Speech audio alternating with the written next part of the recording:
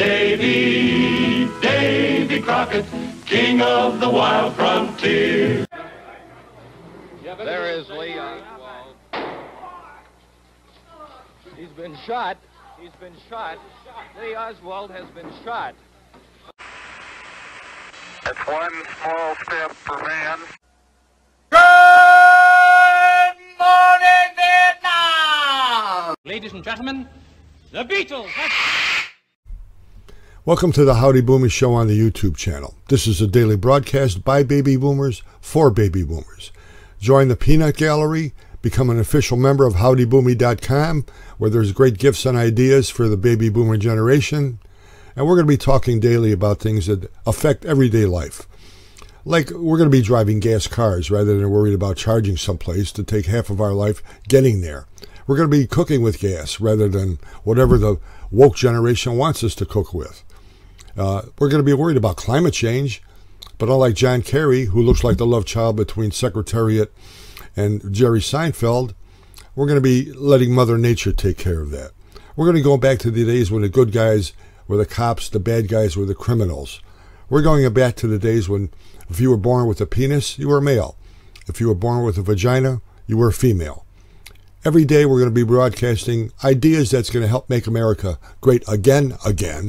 And we're going to be bringing everybody to the forefront to remember what made this country great. In the days of the old laughing, every day we're going to sock it to them. Sock it to me?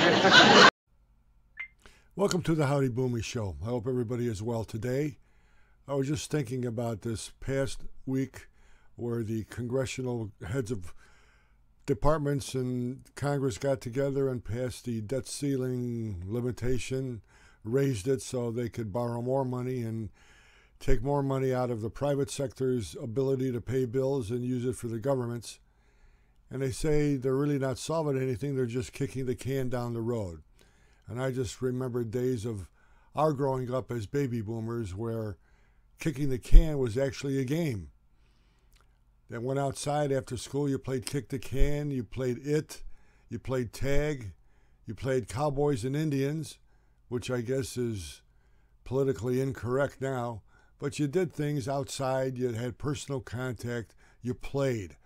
And now, with the technology that's taking over everybody, where the kids are just sitting there on their iPhones texting each other, there is nothing like personal contact. And when we sit there and we realize what we're dealing with in going with the rest of the world and try to compete with them nationwide, just think about what's going to happen to our generation of kids. That instead of personal contact, everything is done by the phone. They have to do everything on the phone. You very seldom see with personal contact, even if they're in the same room.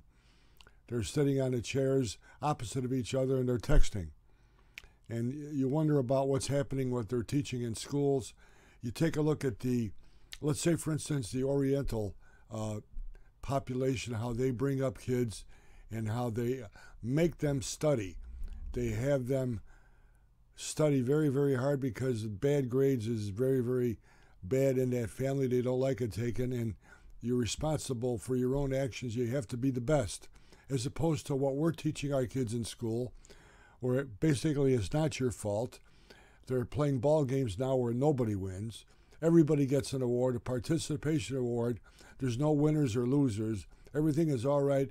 We can't offend everybody. Everybody's got to be nice. And what's going to happen is, in the world stage, other countries are going to take over on domination as far as education, as far as leadership, as far as new ideas go.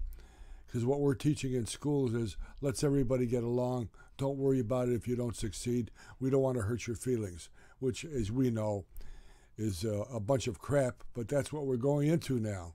And it's a sad situation where kids don't play outside anymore as near as they used to, which was good. And now it's not that good. Climate change, got to worry about that. We're here in the Buffalo, New York area, and we have these wildfires in Canada sending smoke down in the atmosphere. I don't see any climate change people screaming about that. And it's Mother Nature. I don't know how the firefighters started, if it was lightning, whoever knows what it is, but there's not much we can do about it. I didn't cause it, not by using underarm deodorant or whatever. I remember back in a few decades ago, we were all worried about a hole in the ozone layer. Whatever happened to that? You see, all these agencies get this money for studies, and basically they have to come up with something that scares the crap out of you so that you get more money because they get more studies. And what they're doing is it's a self-propagating mechanism. Give me more money, I'll give you a study to scare the crap out of you. Give me more money. I mean, the oceans were supposed to overrun our country years ago. That didn't happen. Icebergs are all gone. That didn't happen. The ozone layer is going to disappear. We're all going to die. That didn't happen. I mean, it's just all absolutely amazing where this is all a money grab.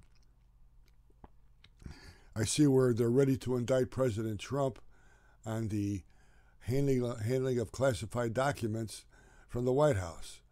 And boy, I'll tell you, they found stuff in Joe Biden's apartment and garage and all over the place. You don't hear crap about that. I wonder why. Well, if you had the testimony of FBI Director Wray before Congress when they were asking him about providing documents, he basically has told you that crime does not pay unless your last name is Biden. This whole justice system has been taken over by the Democratic Party, and they can tell the Republicans, go take a flyer.